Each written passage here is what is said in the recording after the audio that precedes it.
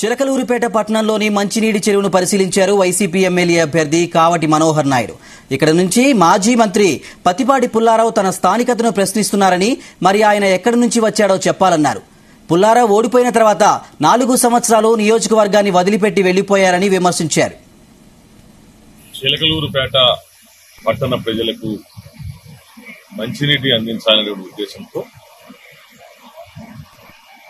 అధికారులతో కూడా మాట్లాడి ఈరోజు మంచినీటిని సాగర్ కాలువ నుంచి మంచినీళ్ళు కూడా విడుదల చేయడం కూడా జరిగింది. నటించి మంచినీళ్లు విడుదల చేశాం. ఈ చెరువు నింపేటువంటి కార్యక్రమాలు కూడా తీసుకొని పూర్తి స్థాయిలో కూడా ఎక్కడా కూడా మంచినీటి ఎద్దడి లేకుండా, మంచినీటి సమస్య రాకుండా కూడా పూర్తి స్థాయిలో మంచినీటి సరఫరా చేస్తా ఉన్నాం. ఇప్పటిదాకా ఈ చెరువులో ఉన్నటువంటి వాటర్ ని మనం ఒకసారి గమనిస్తే వచ్చే నెల 20-30వ తారీఖు వరకు కూడా పట్టణానికి కావలసిన మంచినీరు ఈ చెరువులో ఆల్రెడీ నిల్వ ఉంది. కానీ రాబో పరిస్థితుల దృష్ట్యా ఎండలు కూడా విపరీతంగా పెరుగుతాయి, ప్రజల యొక్క వాడకం ఎక్కువ అనేటువంటి ఉద్దేశంతో ముందు జాగ్రత్త చర్యగా పై అధికారులతో కూడా మాట్లాడి మరి మంచినీటి వదిలేటువంటి కార్యక్రమాన్ని తీసుకోవడం కూడా జరిగింది.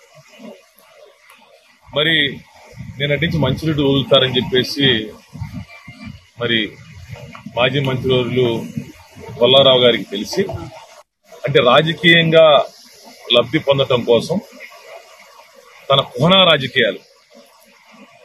రాజకీయాలకు తెరతీసి మొన్న ఇక్కడికి వచ్చి ఒక సెల్ఫీ ఛాలెంజ్ ఆయన చేయటం కూడా జరిగింది. ఒకటి అడుగుతా ఉన్న పుల్లారావు గారు, 2019 దాకా ఈ రాష్ట్రంలో 14 నుంచి 19 దాకా ఈ రాష్ట్రంలో ఒక కీలకమైనటువంటి మంత్రి శాఖ నిర్వహిస్తూ చంద్రబాబు నాయుడు గారికి, ముఖ్యమంత్రి గారికి చాలా దగ్గరగా ఉంటూ అప్పటిదాకా చిలకలూరిపేట పట్టణంలో రోజు మార్చి రోజు మంచినీటి ఇచ్చేటువంటి పరిస్థితిని నువ్వు పట్టించుకోకపోగా ప్రతిరోజు మంచినీళ్ళు ఇవ్వాలి ప్రజలకి అనేటువంటి ఆలోచన చేయలేకపోవటం